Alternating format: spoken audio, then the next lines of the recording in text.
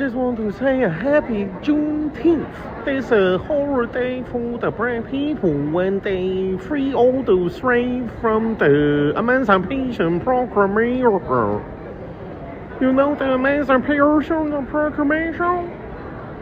So now they don't have to do the slavery no more. They can do work at the airport, maybe Amazon, maybe they work for the Spirit airline, where they do the fix the wing and then they broke it and then somebody go whoosh, they fly out of the cockpit. Civilian communities. Matt, I hate to interrupt. There's a big cockroach on the wall over your head there, so maybe need a. We'll defer that to I don't know. It's not no insecticide or roachicide in the briefing, Matt. I'll go get it as soon as you finish. Yeah, I'm sorry to be distracted, but it's a rather large one. Do I have to get rid of it now? No. Let me go ahead and finish. We've seen a dramatic increase in attacks across the border. I shouldn't have said anything because now the room's going to have a hard time focusing on the very important messages I have to deliver here. Hey, what's going on? It's episode 20 of the 38th Parallel. I am Shane the Hoppitarian, and I am half wasted because I had some drinks earlier today. And someone who's actually worse off than me is this guy right here, Alan Mosley. What's going on, sir? Where do you hang out on the internet that you get shit like that? What's wrong with that? Like, where are you? Like, where's your headspace when you come across stuff like that and like, oh, that's content. Yoink. Yeah, when I saw that Juneteenth, I was like, oh, that's perfect. I'm gonna copy that and steal it. I didn't even realize until within 24 hours that this week's It's Too Late was on Juneteenth. Like, I didn't realize that it was that day. Because, so often if you do a weekly show and there's something that happens, particularly if it happens right after you do a show, then it's like it's already a week old by the time your next show comes around. But I always kind of feel weird that, like, if there's a big event or a holiday, but it happens on one of the off days, it's like, well, should I even bring it up on Wednesday or should I just move on? So when it actually falls on Wednesday, oh man, gotta put it to use, just like we used to put. Never mind. Well, how did you celebrate Juneteenth? Well, somebody actually in our viewer mail asked, was the Confederate Museum going to be putting on any type of special exhibition for Juneteenth? And I told them, unfortunately, no, because they don't have enough help. Yeah, they should have put a slave auction or something, right? I make a subtle joke, and then you just drive a train just straight through it. You have been drinking. What's wrong with that's you? what I'm saying. I know. I told you. Yeah, he had 3 sangrias, and so he's just no good to anybody anymore. I know. I'm a lightweight now. Jeez, before when the missus and I would go out and actually drink, man, we could probably have, I don't know, 2-3 glasses of wine. Oh, we're fine. Now it's like 1. I'm like, oh. Yeah, like but did you ever do that? Like, did you ever go out and the purpose of going out was to drink? Or was that just a byproduct of whatever other things you were doing? Yeah, you're probably right. It was more of like a byproduct. Oh, we're gonna have dinner. Let's have some drinks too while we're at it. Yeah. Like far be it for me to be like a Southern Baptist or anything, but I've told people, like, look, if you go to a concert or to a football game or whatever, and you have some drinks out in the lobby, then hey, that's cool. But when people tell me, like, oh, hey, I went out drinking, last night, I say, well, you need to get help. That's like, there's a certain, power in you being able to just admit openly that you did that. But now it's time for you to seek help. Normal people don't go out drinking. So first of all, you can do that at home for way less money. Right. And two, I really want to hear that you went out like with purpose in your heart to add some type of, some moment to your life's library, and not to go drinking. What is that? I went to go spend $80. That's Just throw money in the toilet, basically. yeah. And like I've known some guys, I've known some people who that's, like after work on Thursday or Friday or whatever, they'd be like, yeah, I'm heading down to the Rebel to drink, and they would just see people, like, it's not like the people at the bar who they don't know those people, right? Like they don't have their contact info in their phone. They only know them at the bar. You know what I'm saying? Like, those are my friends at the bar. If I go to the bar, they'll be there. If I don't go to the bar, I'll never see or hear from them ever again. And even with that, it's like, do you feel like there's something wrong with that? Maybe that you're counting these people as your friends or acquaintances, but if you don't go to the bar, then they don't exist. Like, it's a figment of your imagination, unless you're at the. I don't know. I don't know. Maybe I'm coming off as judgy. I'm just saying, there's better things to do. That's all I'm saying. Well, I mean, like earlier, it was just, we were out with the family, and it was, I decided I'll have a drink or two, and then it ended up being, we'll have a glass of wine. And then after I drank about 95% of it, because she had about 5% of it, because we shared, cooties and all that. I decided to have a beer after that, and yeah, I think the beer's killing me more than the wine. So you had to wash the wine down with, yeah. So yeah, I'm not a drinker, so it all tastes like nail polish remover to me. Literally every single one of them. It's all the same. Doesn't make any difference. Well, I'm not really like I was saying before, we used to be more of a like casual type of social drinker. Now it's just, I don't know, maybe once a month, if that. Like, it's probably not even that now. Yeah. It's crazy. I used to, there was once a period of time where I used to try to find drinks that I like. Like, I was on that quest of like, well, I just need to find something that I like. And, just not a lot of success. Just kept swinging and missing. Well, I mean, it's not going to be any beer. All beer sucks. So it's not going to be a beer. And frankly, it's not going to be a wine either. All wine sucks.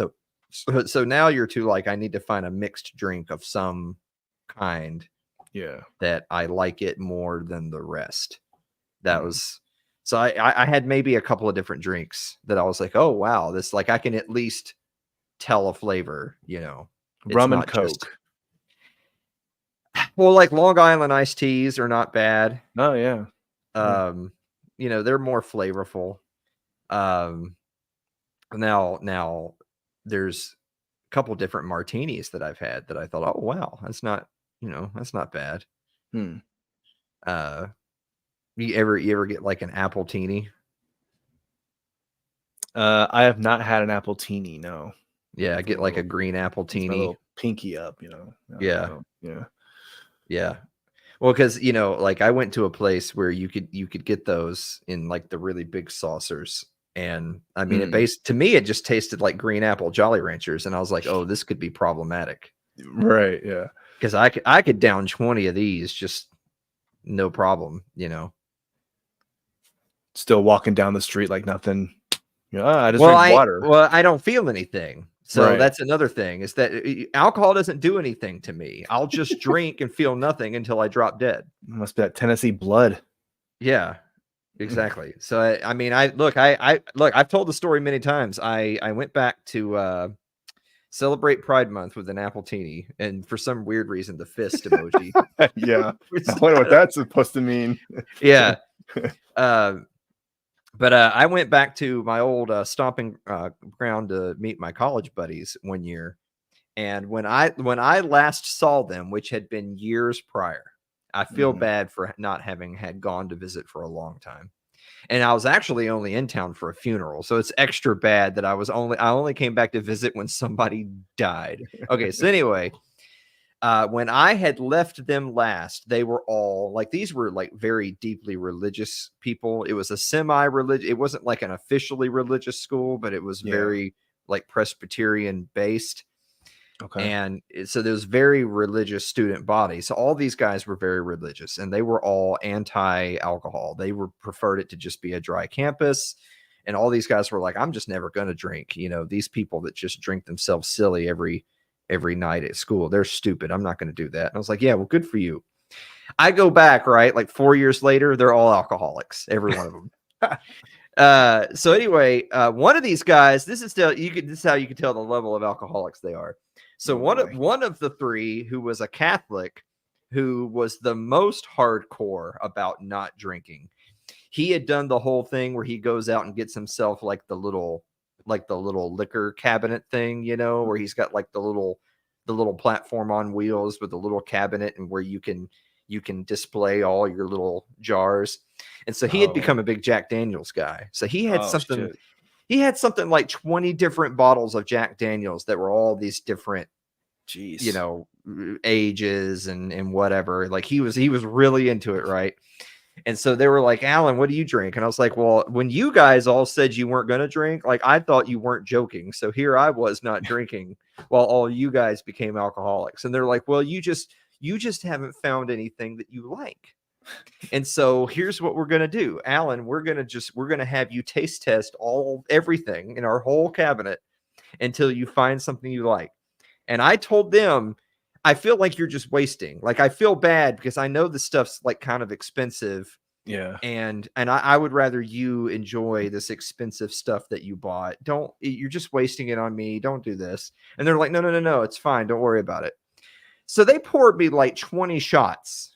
Oh my God. Of every different kind. Drank them all. I told them all of them taste like nail polish remover, and I went to bed.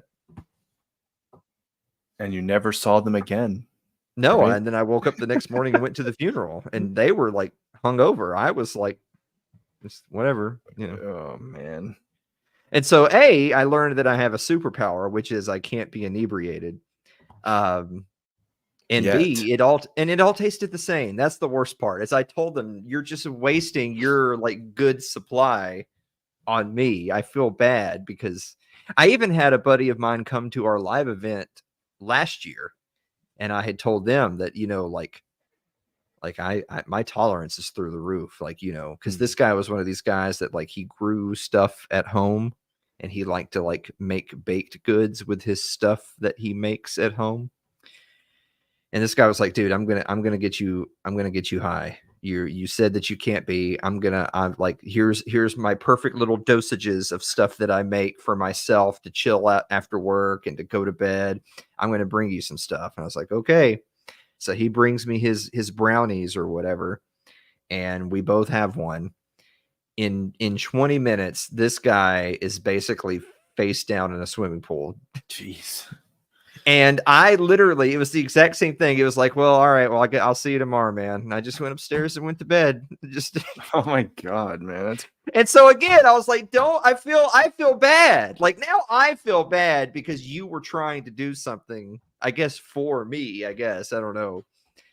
But like you wasted, like I would rather you had just kept it for yourself, you know? It was that guy's name, Michael Rechtenwald. Yeah. Michael, yeah, whatever. Face down in a pool, yeah. Yeah, whatever Michael Rechtenwald took that literally made him have a stroke on stage wouldn't even affect me. Which is weird because isn't it true that people who imbibe a lot, they build up a tolerance, you know, over time? And whereas there's me who imbibes never, and I have a maximum tolerance. Yeah, as I was saying before, we used to drink a lot. Now, one drink, that's pretty much it. So you can also lose the tolerance. It's great. I don't know. I guess I would like to lose the tolerance that I developed. I don't know. Maybe my mom was a severe alcoholic when she had you just have alcohol that's running through your veins all the time. I don't need it. I already have enough for me. I mean, it's not something that I'm bragging about. It's just, it's like, well, I don't know. what do I do with this information? It's like, okay.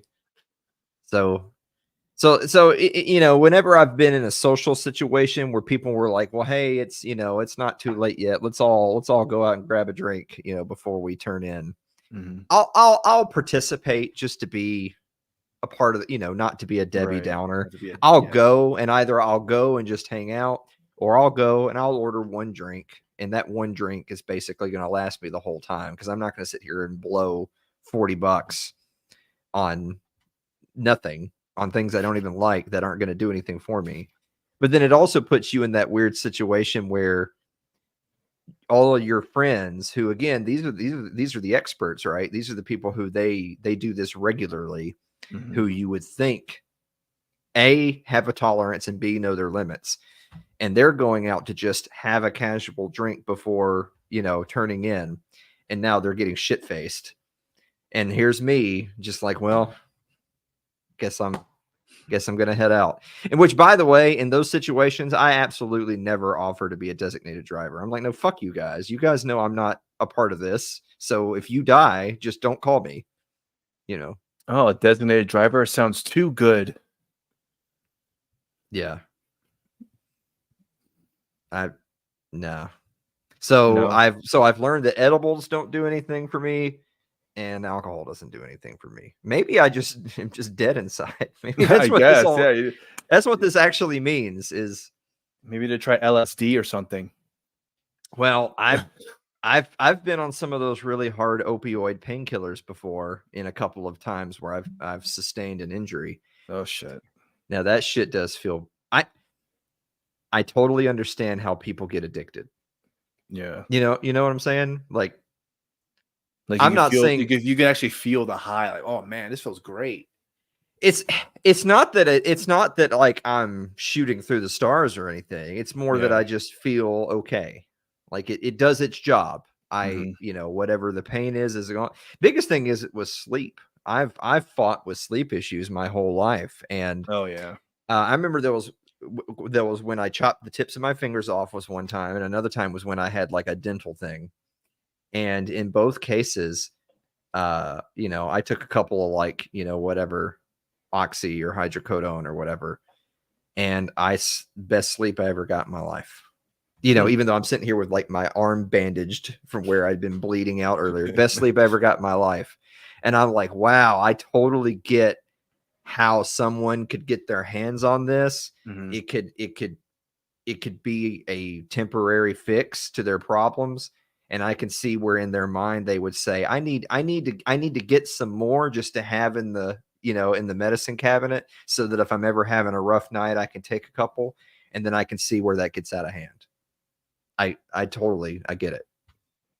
Yeah, like same with you. I've had sleep issues for quite a while, and yeah, if I had a hold of that, man, it's game over. Holy shit, I can get actually 8 hours straight without me having to wake up to take a piss. Oh, this is awesome. I can just go to sleep and not worry about anything. Hell yeah.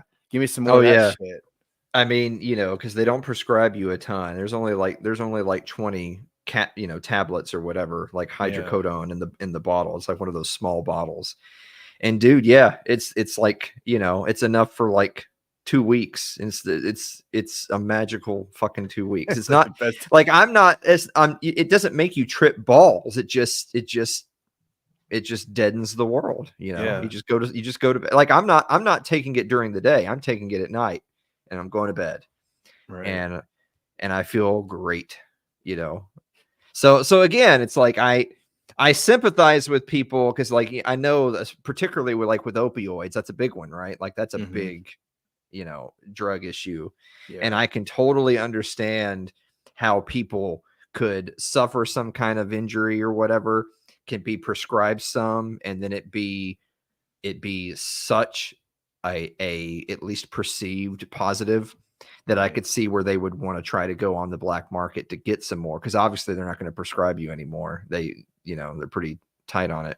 Yep. And I could see where people would be like, you know, like you know, my own analogy, like I could totally see myself being like, hey, if you've got a hookup that could get me a bottle of hydrocodone, it would just be nice to have in the house, so that if I did sprain my fucking neck or something, I could be like, you know what? I got a big day tomorrow. I can't be fucking dealing with this right now. I got too much work to do. Let me just take a couple, just tonight, and I'm, get some good rest, and we'll see how I am tomorrow. I could totally see how somebody would do that. And if they did it that way, where it was like it was a crutch that they used in case of an emergency, like once every so often, as in like months, that I could see where that's a good thing. But I could also see where somebody could like take it 2 or 3 nights in a row and be like, well, why should I not take it? This was like, the best few days ever. Like I feel rested and rejuvenated. I'm going to keep taking it. Like I could see where someone's mind leads them that way. Yeah. And then all of a sudden I gotta have some. So I don't know. It's weird. But so I don't understand that when it comes to shit like alcohol, because it's like, A, I think it's gross, and B, there's just so many better things in the world. But I do understand it when it comes to things like opioids. I guess that's easy for me to say, because with alcohol, it never did anything for me. Whereas with opioids, it did. It worked. Right. Yeah.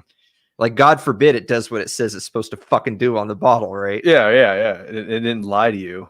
Yeah. So so it's not that nothing works. And I think that, they don't prescribe a ton of that stuff, because for a lot of people, that's a really hard drug.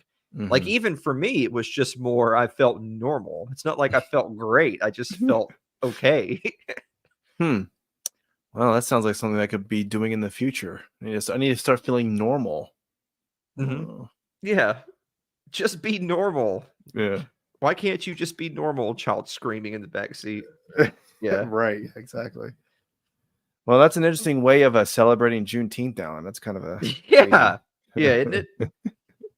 It absolutely is. I went to a Mosley family reunion last weekend, and Pride Month and Juneteenth never came up. Hey, there you go.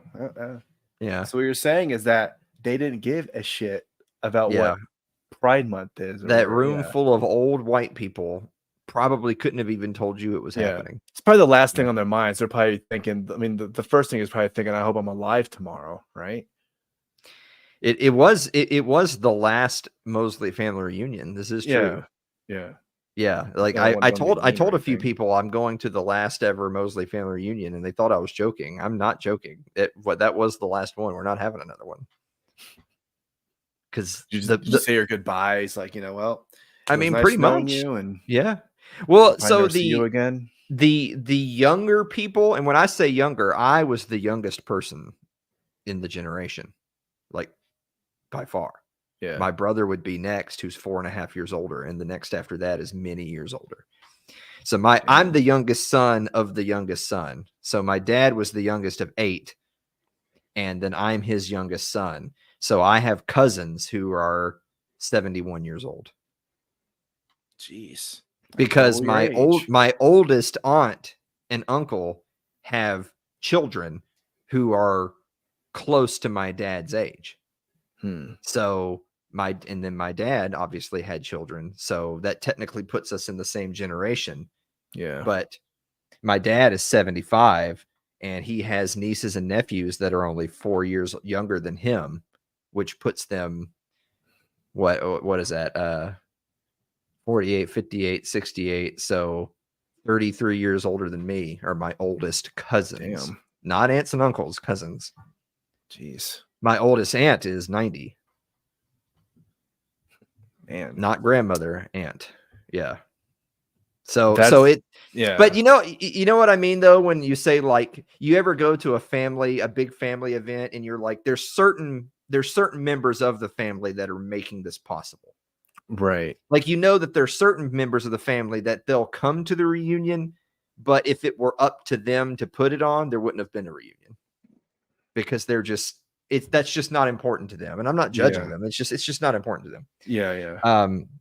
So it's the previous generation, particularly on the other side, that is responsible for making it happen. And they're the ones that are all between 75 and 90 years old. So and they only have had reunions like once every 10, 15 years. So when I say this was the last one, this was the last one.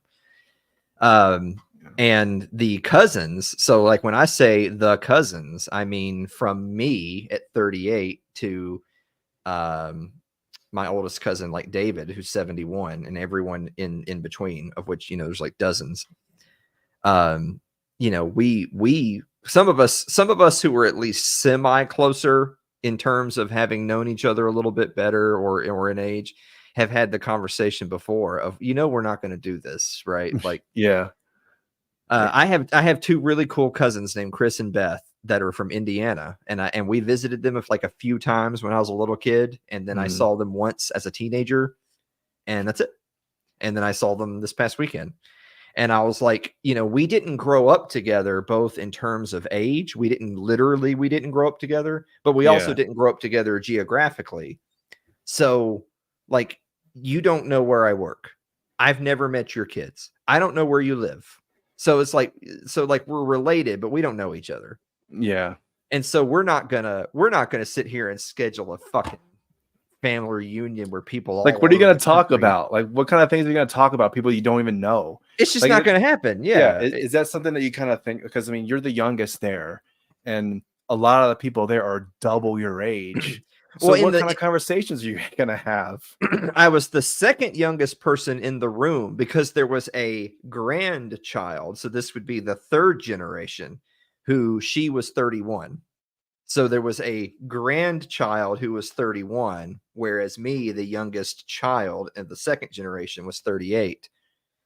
So we took a picture together. So there was a picture of the under 40 club at the Mosley family reunion, all two people. Wow. But both in their 30s, and that was it. So, you know, and even with it, it's like, I don't know that person. I've never met this person in my life. If I had seen them on the street before that day, I would have known who they were. Yeah. So it's like, you know, I wish them the best. They seem like cool people. Some of them I've met, some of them I have met before, but I was a child. Right. Yeah. And a few of them I saw as a teenager. None of them I've seen as an adult. And I'm not just an adult anymore. I'm 38, for God's sakes. It's not like I saw them when I was 22. No, I saw them when I was 16, and then I saw them again at 38. So that means the older generation is going to be gone. I mean, that's just a fact of life. They're not going to be around too much longer. They're all still alive, by the way. So the grandparents are gone. My parents' generation, there were four brothers and four sisters. They're all still alive. All 8 siblings between ages 75 and 90 are all still alive. And then there's all of their kids, and then a bunch of them have grandchildren, and a few of them have great grandchildren. Damn. But everyone past that 8, the 4 boys and 4 girls, every generation after that, none of those people know each other. None of those people know each other. None of them really grew up together. None of them, you know, are wildly different ages. So we're not gonna, you know, we're just not gonna. I like Chris and Beth. They seem like nice people, but we're not gonna hang out. There's not like any interest of being like, hey, so who are you? I want to get to know you better. And that kind of thing. Well, I mean, even there. So the ones that I still remembered, like when they walked in, obviously they're much older than I remember them, but I know them. Yeah. I'd be like, oh, hey, look who it is. It's Joe Bob. Oh, we all remember Joe Bob. And so, you know, a fun guy that he was. So like, it's nice to catch up with them and be like, so what's happened in life in the last 20 to 25 years, you know, crazy. Whatever. You know, like I said, I wish them the best. I hope life treats them well, but that's maybe a third of the people in the room. Yeah. And the other 2/3 are either much older, and I have absolutely nothing in common with them at all, even if I did know them. And then the other third, I just flat out, if I'd saw them on the street, I wouldn't even recognize them. Wouldn't have even known that we were related. So for those people, so there's that 1/3 that maybe I might keep up with them just to see how life's treating them, but we're not going to be visiting. And then the other 2/3, there's zero interest. They don't know me. I mean, you know, don't know me. I mean, they don't know me. I don't know them. I don't give a shit about what your kids or grandkids are doing, or where you went to vacation last summer. That's not nice. This is family, Alan. Come on. But they're not, though. I mean, it's just we're just genetically family. That's it. There's nothing. There's no tie there. JC's got a good idea. Tell him about your Okay. Funny that JC should bring that up. So 3 now. No. 4. 4 of the people who were at this reunion have now followed me on social media. Oh God, it's over. Now, a couple of the people who did, I didn't speak to for more than like 5 minutes, so I could not have given them like a boilerplate warning. But there were 2 of them, actually, funny enough, my cousins Chris and Beth, there were 2 of them that I did tell them, look, now you got to understand, my social media is not, I don't use my social media for personal reasons. I am only on social media at all to promote content and to produce content. If I wasn't doing content, I just wouldn't have social. Like I've thought about this. If I woke up tomorrow and decided I'm fucking done, I'm out of here, I'm getting rid of all this shit. Yeah. I'm never doing a show ever again. I would delete every channel instantly. I would delete them all and not think twice about it. And I would delete every one of my social media accounts. I don't mean make a post saying farewell, everyone. I mean, you would just click and you would just search Alan because you don't see me in your feed and be like, he's just gone. What happened to him? Thought we were friends. What happened? You just gotta move to Tennessee. One day you'll just Oh, Alan, yeah, you're the guy that freaking deleted all his social media. Thanks a lot, asshole. Yeah, and you know what? Then you'll come out here to visit me and be like, I wonder what happened to him, and you'll see that I've never been better. Like, Yeah. Your mental health is so much better. I'm the soy jack looking at the sunrise. Yeah, like everything turned around for me after I got away from. Hey, when you throw all that stuff away in the background there, all that show stuff, you can put in a dumpster, and then someone's gonna find it in the dumpster, and then they're gonna put it in their apartment. And they're going to make their own It's Too Late set, like Kramer did in Seinfeld with the Merv Griffin show. And then make his own It's Too Late. So like my cousins Chris and Beth, who I do love them. They were so much fun. I mean, they still are, but they were so much fun. They were 2 girls, Chris and Beth. Still are. That were sisters. I'm glad they were before. They were 2 sisters that were like hardcore pranksters. You get those 2 together and they're always working on some type of scheme. Oh, they were fun. There you go. Yeah, they were. But keep in mind, when I was like, 8 years old, and they were my 2 big cousins who would tackle me in the yard to make me give them hugs and kisses or whatever. They were in their like 20s then, which means they're in their 50s now. Damn. Like they're not young women anymore at all. That's crazy. I mean, they both have children that are entering adulthood. Crazy how time works. Yeah, exactly. They didn't stay in place while I aged up to their point.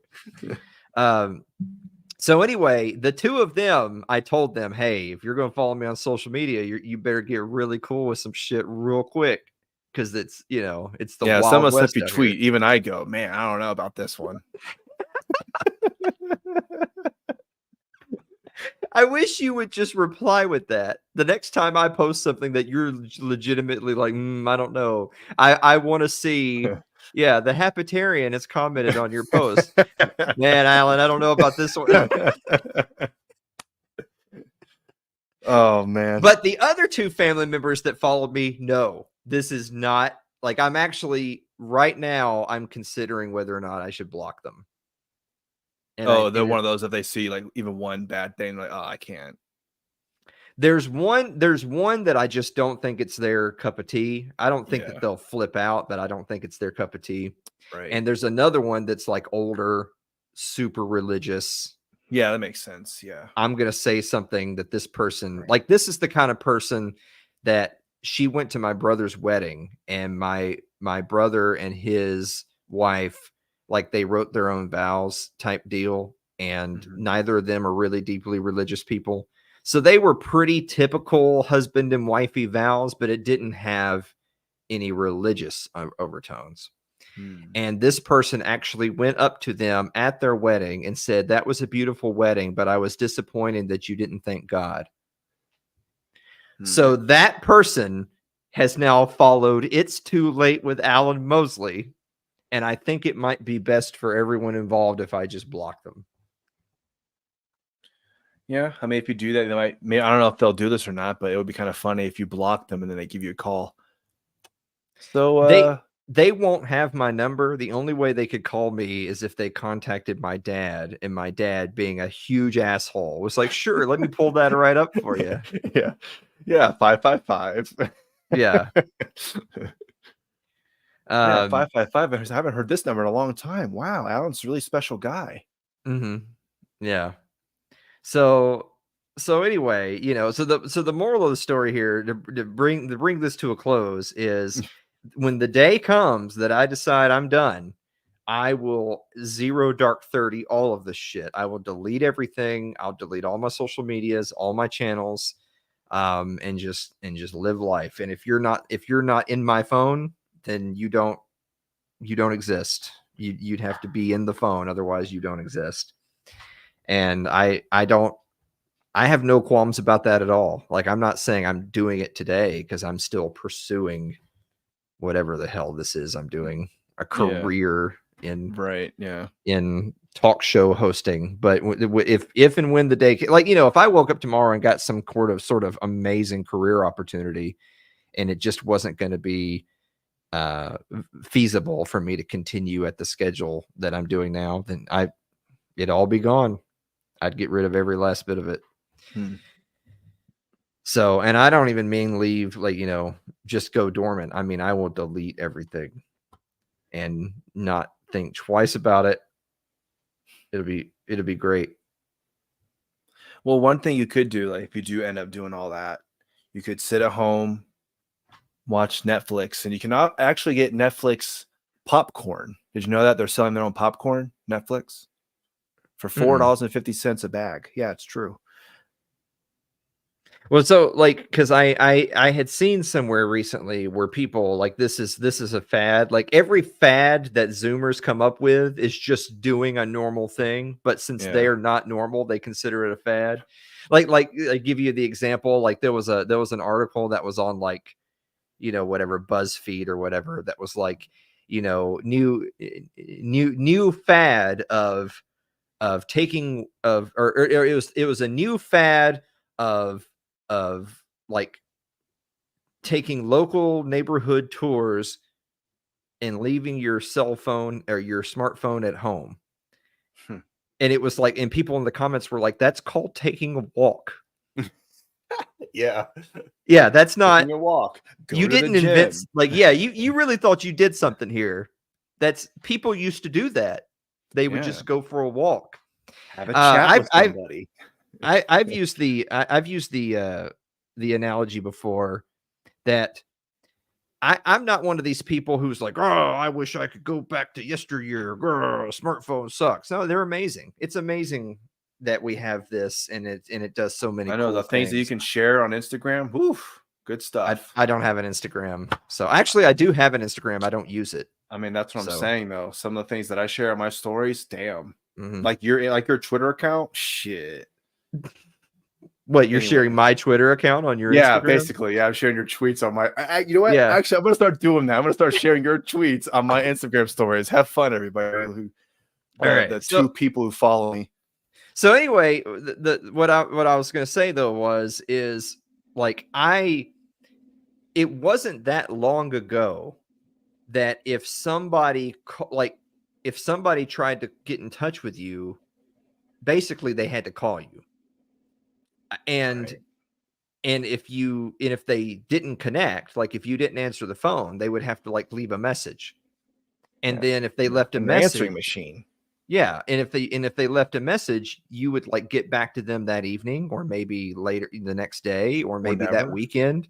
Like, it wasn't that long ago that, like, a man would get up in the morning and go to work, and if you tried to he's at work, and so he would have to get back to you at night or on the weekend. The point being is when you were out, which meant you were, as the kids would say these days, do not disturb. Like you hang a little do not disturb sign because I'm out. I'm away from the phone.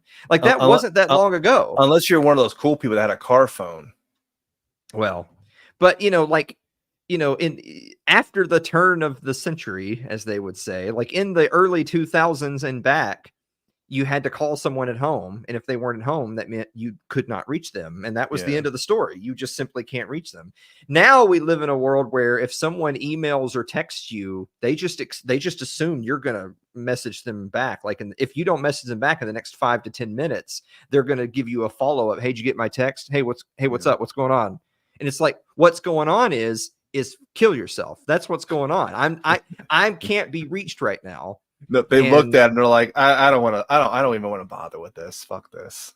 Yeah. So because I'm not one of those people who's like, "Ooh, don't call me." No, it's fine. If you're the kind of person in my life that has my phone number, then it's okay for you to use it.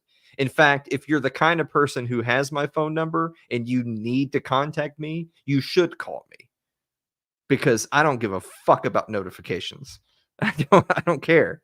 But the point being is I do long for that. I miss the times when you were gone, and you would have to just get back with that person later. There was not this instant messaging, instant text.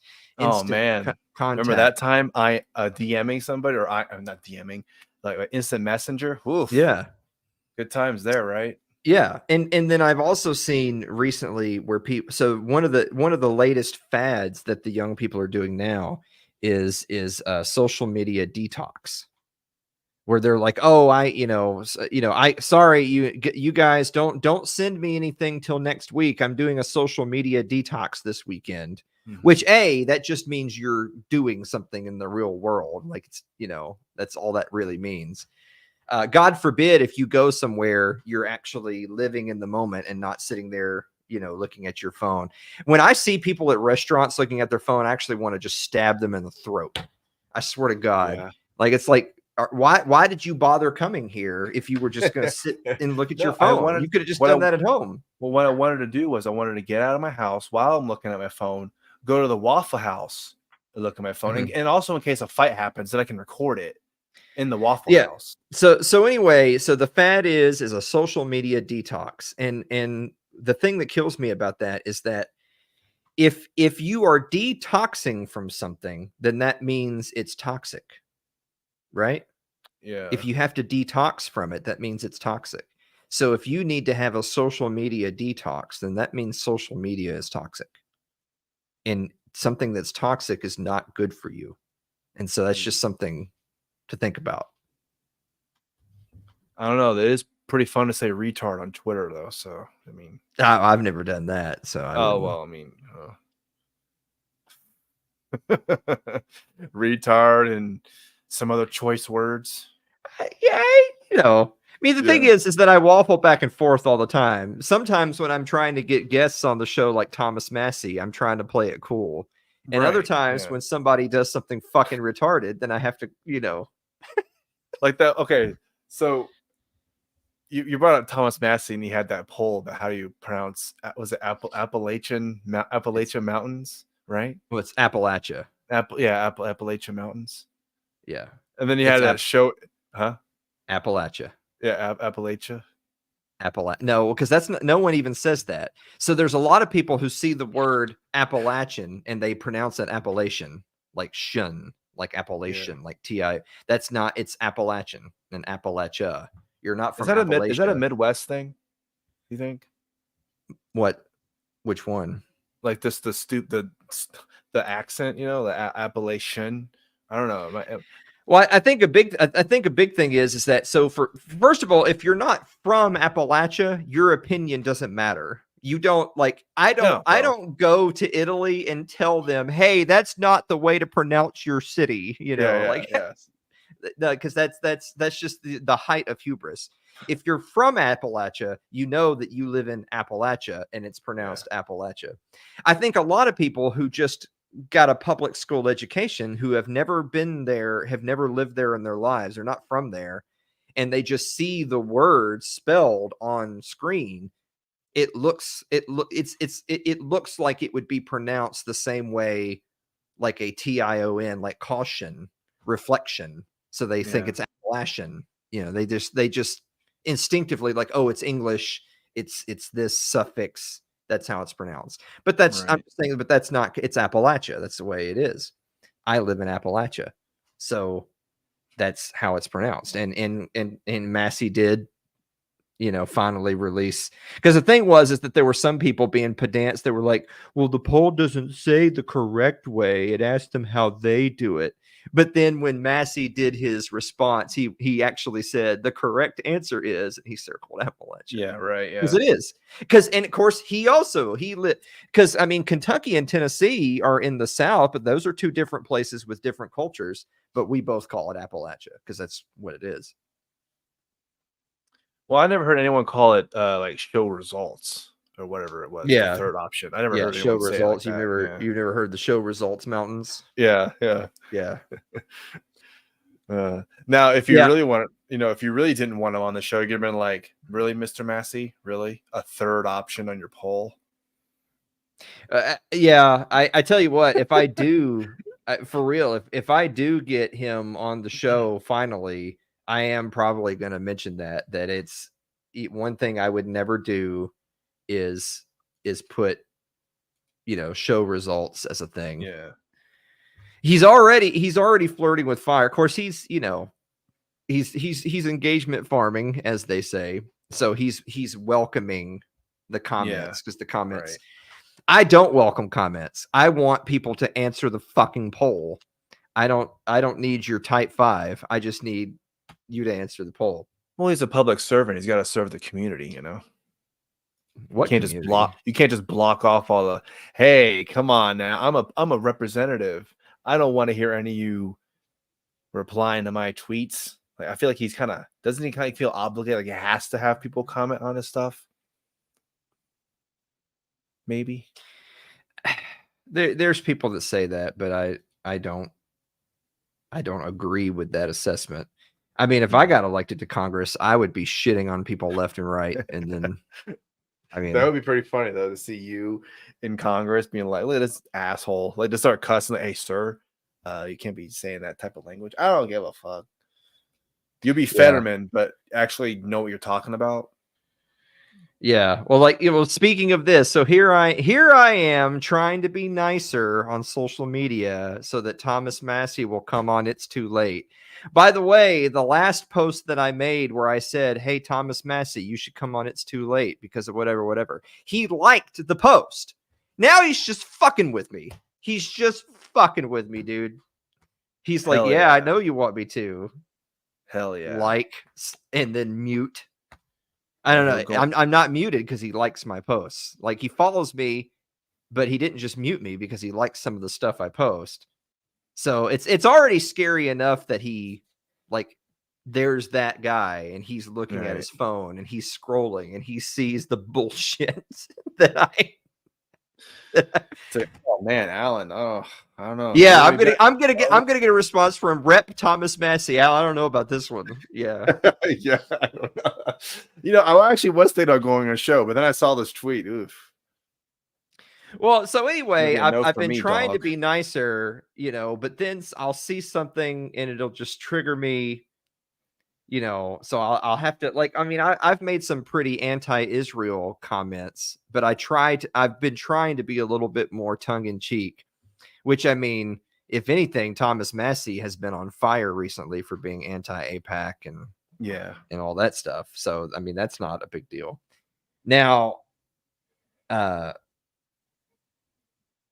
I did that Nicole Shanahan, the VP nominee for Robert F. Kennedy. Yeah. I may have told her to shut your bitch ass up. So. Well, I think you just missed your chance right there. Who, with Nicole Shanahan or with Thomas Massey? With both. Yeah. I don't think Nicole Shanahan. I've heard some things about that lady. I mean, she is Asian. She can do what you want. This is true. Yeah, that's true. But I heard she had some. I mean, I don't know how true it is, so I'm probably spreading rumors here. but I heard that she had some relations with Elon. With Elon? Yeah. Why? I don't know. Why not? Like, I mean, I could see where a woman would sleep with someone like Elon because he's rich and powerful, but he's fat and disgusting. But she's also rich and successful. So it's a rich and successful woman doesn't need to stoop to fucking some fat, disgusting guy because they're rich and powerful when she's already rich. It's, it'd be different for it to be just some random thought. But I mean, the whole Nicole Shanahan thing is that she was trying to dunk on Mitt Romney of all fucking people, because Mitt Romney, who's retiring, thank God. Oh, but Mitt Romney is out here making posts about how, the national debt's so high. What are we going to do, you guys? And she goes, with all due respect, you voted for blah, blah, blah, blah, blah. And all I said is, what do you mean with all due respect? Shut your bitch ass up. He doesn't deserve any respect. He deserves contempt. And so I'm sure Thomas Massey was just like, he was getting ready to make the call, and then he saw that tweet, and he's like, It's like, man, he's probably thinking, if I do something bad that Alan doesn't like, man, what's he going to say to me? Shut my bitch ass up. How dare you? I don't know. Imagine how legendary that would be, though. Yeah. You tell him to, oof. But the thing though is that if I had a recording of him on the show and me telling him to shut his bitch ass up, then all the libtards and the leftists would all love me because I said that to them. And then when all those people followed me, I would tell all of them to shut their bitch asses up. Bunch of commie fucks. Get out of here. Oh my God, I doubled my following count. Holy, now it's all gone. Yeah. Oops, all bigotry. Yeah. Jeez. I don't know. What can you do? I don't know. I don't know. I just felt like shitting on her just because there are still some people out there that are like enamored with this whole Robert F. Kennedy thing, which he's literally the same thing as Trump and Biden. Like, I don't know why people think he's different. A, he has no chance to win, so it's all moot. He has as much a chance to win as Chase Oliver does. And two, he's another Zionist. Like, he's hardcore pro-Israel. He's got an AIPAC guy. He's not even in government. He's got an AIPAC guy. And so it's like, yeah, there's no one to vote for that's not pro-Israel. There's not a one on the ballot. And so it's like, why? So Chase Oliver is pro-Israel? Well, I guess he probably has to be because they're super gay over there, right? Yeah. Well, I mean, I'm sure he is. I was talking about RFK, but sorry. Yeah. Yeah. We're talking about people that matter. Oh, excuse me. Yeah. Sorry to waste your time. I mean, I think at least RFK doesn't support chemical castration of children. Well, yeah, there is that. So please, at least, yeah. But he does 100% support Israel. So he's going to get more votes than Chase Oliver, is your prediction? Oh yeah, of course. Chase Oliver is going to get he's going to be the worst performing LP candidate, even by their own standards in multiple elections. So worse than Gary Johnson. Wow. Well, they haven't had anyone do as well as Gary Johnson did. Oh yeah, you're right. I mean, he didn't do well, but you say that jokingly, but the reality is that their candidates have been so bad that they haven't even done as good as Gary Johnson. Yeah, that's pretty fucking terrible. If Gary Johnson, you think about that, I guess because he was going against Trump and Hillary Clinton, so I guess you can kind of go with that argument. Well, I mean, he was going up against two of the most polarizing candidates, so there is that. But is that the main reason why they voted for him? Just because I don't want Trump or Clinton, I'll vote for this other guy. Well, it's like, I mean, that definitely plays a role, but it's like, well, I mean, at least with Gary Johnson, like, as much as it's easy it is to dunk on, he was a governor, for God's sakes. Like, he was like a 2-time governor in New Mexico. So New Mexico, yeah, such a good state. So it is very typical for U.S. presidents to have been governors, because it would be an executive position. So there were tons of presidents that were governors first. So the fact that he has had electoral success in the past and won an executive seat, albeit at the state level, puts him miles ahead of everyone else fucking playing politics in the Libertarian Party. Yeah. But then when Trump ran against Biden, dude, the only people voting for Biden are dead. Like they're no one gives a shit about Biden. Biden was a career criminal politician, already old as shit when he ran in 2020. And of course, then obviously there was Trump and all the scandal and all the bullshit and all the media and all the Russia gate nonsense and everything else.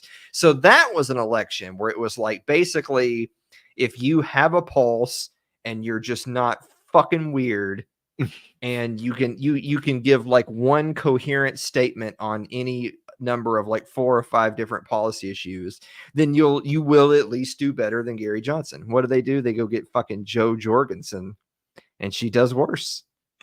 And just to prove that it wasn't a fluke, they've now found someone even worse than Jo Jorgensen. Well, it could have been Jacob Hornberger. Remember, he was the top for a while. I think Jake and Hornberger would have gotten less votes than Jo Jorgensen had he probably won. Yeah. And I think Chase Oliver will get less vote. He will get the least so far of all of them. He'll get less. I think he'll get less votes than Joe did.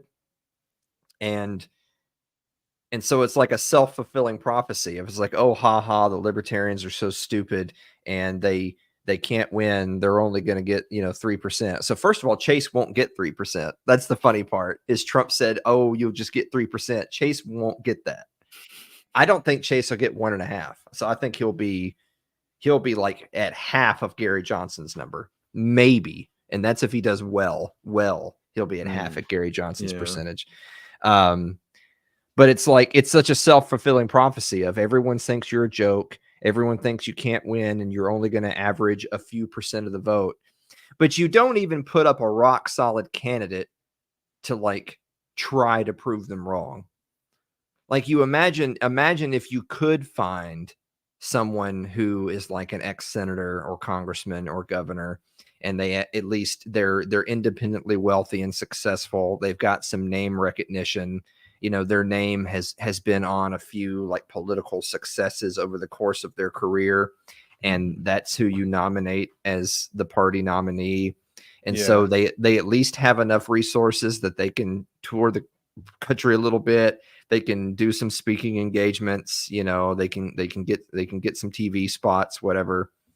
And then if that person like can only get 3%, then you'd be like, yeah, that's the best you can do, and there's just no hope, But if that's the best you can do, but you did it with a shitty, just absolutely cover your eyes awful candidate, then it's hard to say if that's really the best you could ever do. You know what I'm saying? Mm-hmm. Yeah. Like it's easy for me to say that the best I can ever do in bowling is, like whatever, 100 and 180. And it's like, yeah, but I'm not a professional bowler and I bowl like once a year. So I'm sure if I bowled more, I would do better. Yeah. You go find a professional, they would do better. So if they, like obviously Ron Paul's way too old, but if Ron Paul were like 15 years younger and he ran for president one more time, but he ran as the libertarian nominee, I could see where he would get, maybe he gets 5%. And that's obviously not enough. But you could at least say you broke through the glass ceiling, You could say we at least proved that there was an opportunity to grow, and maybe the next generation can carry the torch. But in the LP as it currently exists, the next generation have done far worse because they are far worse. Let's call it what it is. They are far worse. They are unimpressive people that are not independently successful or wealthy, that have no like success in politics at any level. And so, well, I just wanted to say that all the people that were voting for Joe Biden, like you were saying, they were dead. Mm-hmm. Because they were voting and being like, hey, he's just like me. I mean, I think this year will be a very interesting election, just because a lot has been made of the whole, oh, he was the most popular president ever. He got 81 million votes, all that bullshit. 81 million. 81 million. Yeah, right. Yeah. 81 Will million. Will he get as many votes this time as last time? Will he get even more votes this time? Oh my God. I could see a scenario where he still gets a ton of votes, but loses because he loses key battleground states. Yeah. But I could see a scenario where it's just still in the popular vote, he still gets a ton of votes. Now, if you want to say it's because they're cheating, hey, that's more power to you. I certainly don't put it past them. I think they're all cheaters. I mean, these people are like murderers, thieves, and pedophiles. Them cheating on a ballot isn't even in their top 10 of the shit that they've done, you know. So I don't put it past them, but I could just because of the way the country is, and because there are so many liberal shit stains in the country, and just because the country, like, this is why we have the electoral college, just because there are so many people in New York, in Los Angeles, in Chicago. And so because there's a handful of huge deep blue cities with multiple millions of people in them, I could see a scenario where Biden, no matter how bad of a train wreck he's been, still gets, you know, whatever, 75, 80 million votes, you know, because they're just going to vote for whoever is on the ballot. Doesn't fucking matter. And also, frankly, because he's running against Trump. Like, it's Republicans have the same problem as the LP, just on a grander scale. It's like, really, this is your guy? Like, you know, if there was any justice in the world, someone like Thomas Massie would be the nominee. And then in that case, all the libertarians would be, well, I shouldn't say all, because there's a bunch of commie fucks that call themselves libertarians, but they should all just go vote for him. You think about that. Imagine right now everything being exactly the same in the world, but Trump drops dead, and at the convention they nominate Thomas Massie. I mean, I think a lot of libertarians would vote for him. I mean, I would. Massie or Oliver? Seriously? Yeah. If you told me with a straight fucking face, because first of all, Massie won't run, even if there was a chance that he actually could survive the establishment Republican gauntlet, he won't run for president. He has said that in interviews, that he just campaigning is awful. You know, he doesn't even love campaigning at the state level is much more subdued, and he still doesn't love it. Campaigning at a national level is just awful. And so for that reason alone, he just has no interest in running for president, even if there was like a coalition to support him, which I don't think that exists either. But you know, if Massie were honest to God the GOP nominee for president, I actually would go register to vote again. He would be only the second person I've ever voted for. I've only voted for Ron Paul in my life. I would go vote for Thomas Massie. If you told me with a straight fucking face that you were registered to vote and you intended to vote on election day and you were going to go vote for Chase Oliver over Thomas Massie, I actually think I would probably kill you. Not metaphorically, YouTube. I mean, I actually would end that person's life. I'd kill them. Man. Yeah. That's some commitment right there.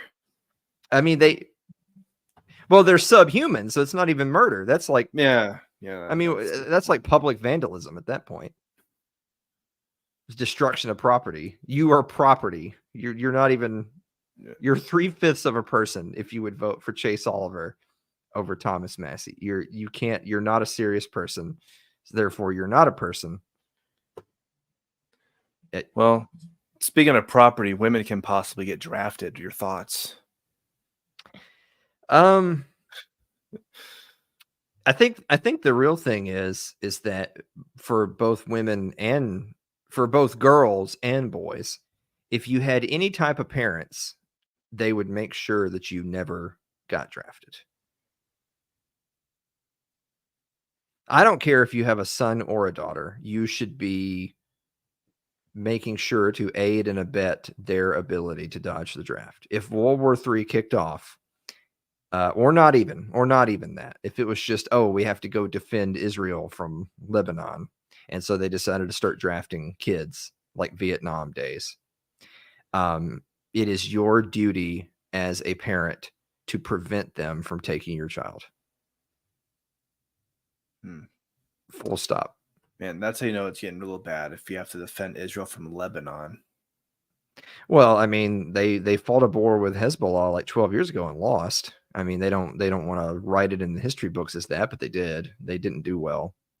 I don't know. I'm just hoping the coalition gets together to just,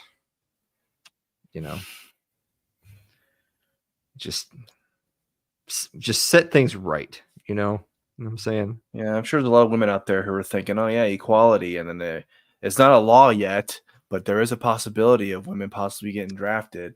I don't think that there is a serious chance that they will do that, because there's going to be plenty of left-wing people who are going to be against the draft in general. There's going to be a plenty of older generation left-wingers and right-wingers in general that are more traditionalist, who would just say it's not for girls. And so I don't think that there's any realistic chance that would pass. But I don't want to rest on our laurels here and say, oh, good, we killed the vote. Women won't get drafted. Now we need to do the next step, which is completely end the selective service entirely. Because that was the thing, is that you're supposed to sign up for selective service when you turn 18.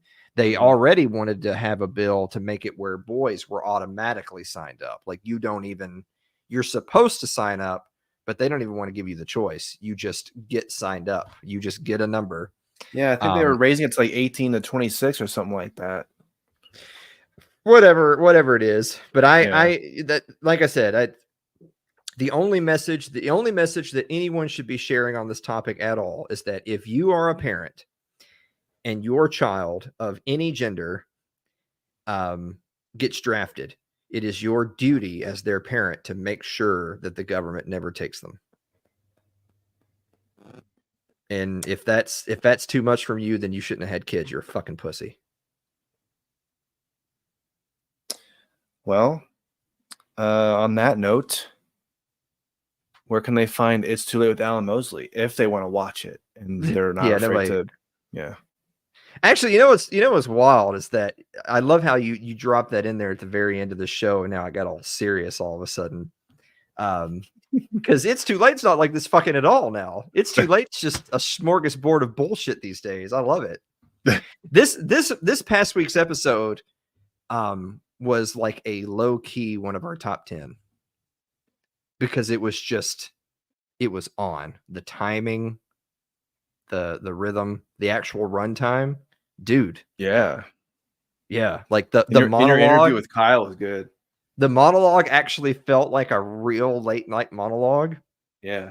The timing, that's the big thing, because we do try to do the show as if it were on TV in an hour time slot. Like if you were watching it on TV from 10 to 11, that's how we try to do the show. This week, but we don't, like, it doesn't just cut off at 60 minutes. Like, we have to shut it down. This week's episode, and to be honest, guys, like, we don't rehearse. Like, me and Dave are just getting on. I write the show, then he shows up and we go 3, 2, 1, go. This week's episode ran 59 minutes and 35 seconds. That's fucking good. Wow. Hey. I know. Me and Dave were actually kind of pumped after we were done streaming. We were like, wow, this was really tight. So if you want to get an actual good traditional late night talk show without all the communist BS, like from Kimmel and Fallon and I don't know who all the fucking people are these days, you go to see It's Too Late with Alan Mosley on YouTube, Twitch, Twitter, wherever. Just go Alan Mosley TV. All right. Well, thanks again, Alan, for coming on. And I guess that's going to be it. We may see you next week. Yeah, Fox and Sons. There you go. Yeah. It's good coffee. We may see you next week. Yeah. Oh God. Did that just so that it would hurt. Oh God. Oh my God. Bye, JC. Bye, everybody.